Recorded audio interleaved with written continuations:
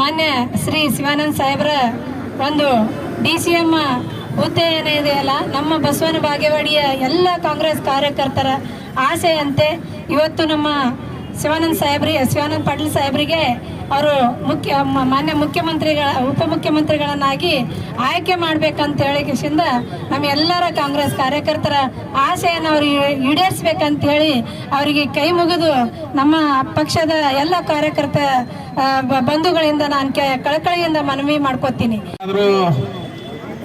Road ನೋಡ್ಬೇಕಂದ್ರೆ ಬಸವನ ಬಾಗೇವಾಡಿ ಮತಕ್ಷೇತ್ರಕ್ಕೆ ಹೋಗ್ಬೇಕಂತಂದ್ರು ಅದೇನು ಸುಳ್ಳೇನಲ್ಲ. ಅದು ನಾ ದಿನ ಎಲ್ಲರೂ ಒಂದೊಂದು ಊರಿಗೆ ಬೆಳ್ಳಿನ ಪದಕ್ಕೆ ಹೋಗ್ತೀನಿ. ನಮ್ಮ ಬಾಗೇವಾಡಿ ಮತಕ್ಷೇತ್ರ ದಾಟ್ತಂದ್ರೆ ಕಡೆ ರೋಡೇ ಬೇರೆ ಅವು ಗಟ್ರ ಇದ್ದಂಗೆ.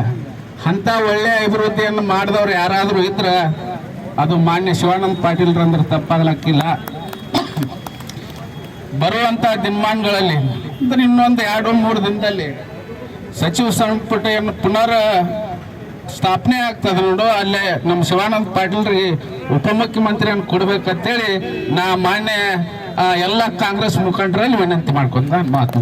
ಪ್ರಾಸ್ತಾವಿಕವಾಗಿ ನಮ್ಮ ಶಂಕರಗೌಡರು ಹೇಳಿದ್ರು, ಅವ್ರು ಮಾಡಿದಂಥ ಯೋಜನೆಗಳು ಎಲ್ಲಿ ಕೂಡ ಅವರು ಕಳಂಕರಹಿತವಾಗಿ 2 ಸಾರಿ ಏನು ಮಂತ್ರಿಗಳಾದರೆ ಕೂಡ ಅವರು ಪಾರದರ್ಶಕವಾಗಿ ಒಂದು ಆಡಳಿತವನ್ನು ನಡೆಸದೆ ಯಾರಿಗೂ ನೋವನ್ನು ಕೂಡ ಮಾಡಿದಂಥ ವ್ಯಕ್ತಿ ಯಾರಾದಂದರೆ ಅದು ಶಿವಾನಂದ ಪಾಟೀಲ್ ಸಾಹೇಬ್ರಂತ ಘಂಟಾಘೋಷವಾಗಿ ಹೇಳ್ತೇವೆ. ರಾಜ್ಯ ಸರ್ಕಾರವು ಈ ಮುಂದೆ ನಾಳೆ ನಡೀತಕ್ಕಂಥ ಸಚಿವ ಸಂಪುಟದಲ್ಲಿ ಇಂಥ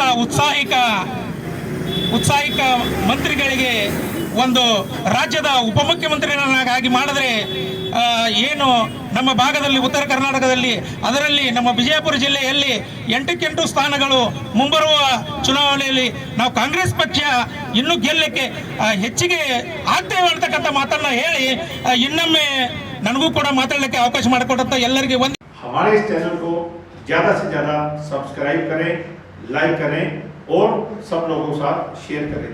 थैंक यू.